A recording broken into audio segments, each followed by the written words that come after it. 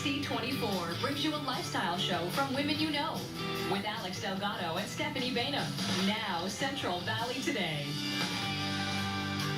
Coming up on Central Valley Today, we are sounding the alarm with the American Red Cross to support home fire safety. Is your home the safest it could be if a fire were to strike?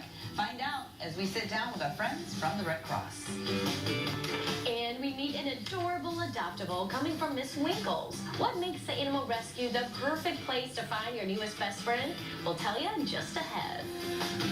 And welcome everybody to Central Valley Today. I'm Stephanie Bainham. And I'm Alex Delgado. Thank you for joining us on this Monday. Hope everyone had a great weekend. And you know, it may be Monday, but don't let the start of the work week get you down. In fact, we want you to celebrate the day in English and Korean. That's very true. So let's take a look at our Korean word of the day.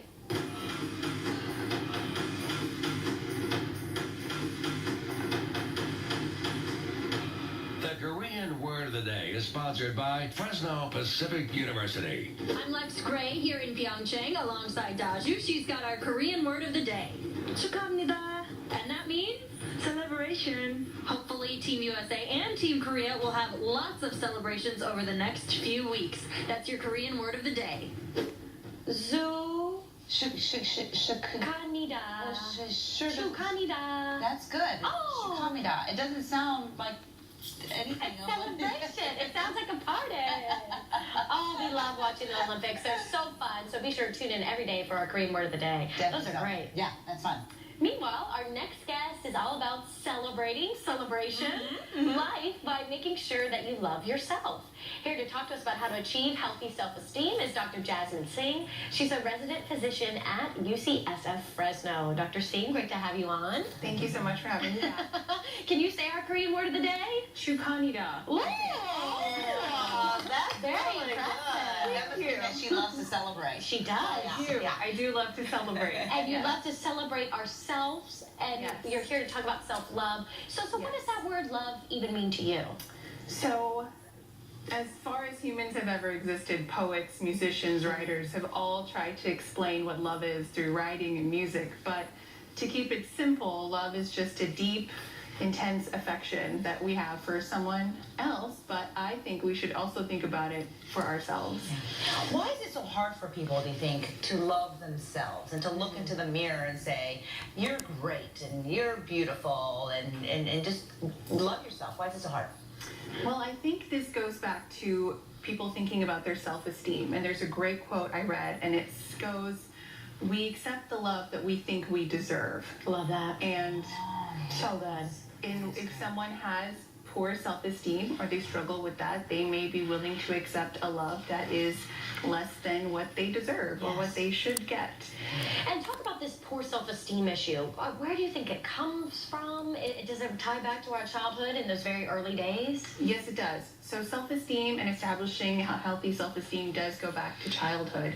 If a child grows up in a home where they are neglected and their feelings aren't understood, or they're constantly criticized and put down, and maybe they think that they're not enough or they're not good enough, or there could be potential comparisons that parents could make between their children and others.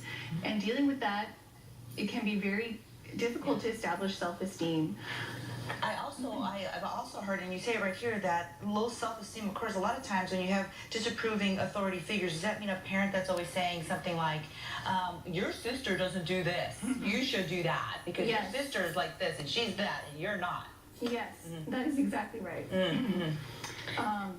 So having such an experience can really be difficult for someone to establish self-esteem. But another thing I would like to bring up is abuse and trauma.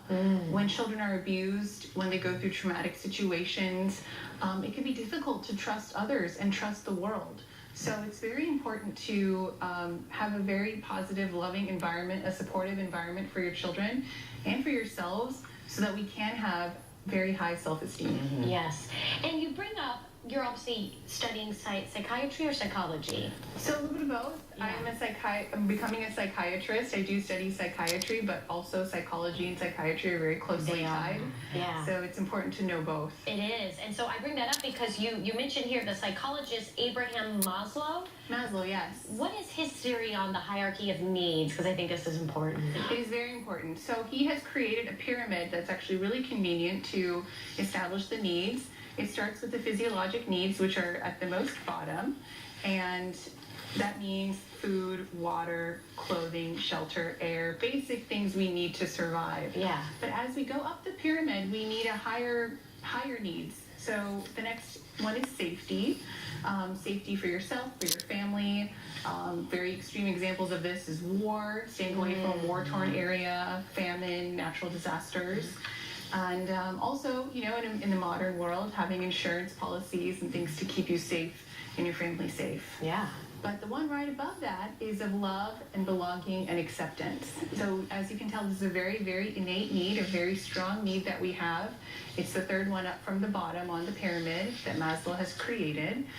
He theorizes that family, friendship, and feeling accepted by others is extremely important. I believe that. I truly do too. And right above that is esteem. So now that comes into play. Do we love ourselves, accept ourselves? Do others accept us?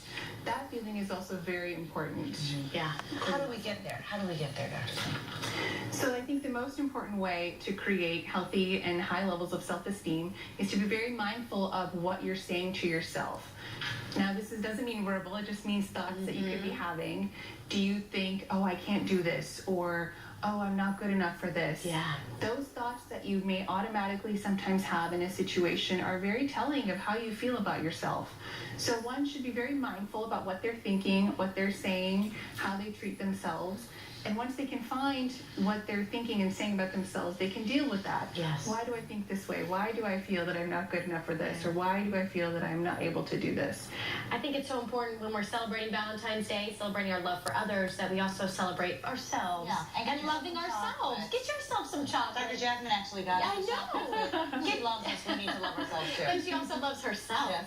So you got to be kind to yourself, and I think that's the big message here. So thank you for sharing your expertise Of with course, us. absolutely. We look forward to having you on again, and thank you so much for the chocolate. Yes. For sure. Everyone Happy should go buy Valentine's themselves. Day. Yes, Yeah. exactly. Happy Valentine's Day to Valentine's. you, and don't forget to follow Dr. Singh on social media. All right, thanks again. Still to come here on Central Valley Today, there's no day like today to give back.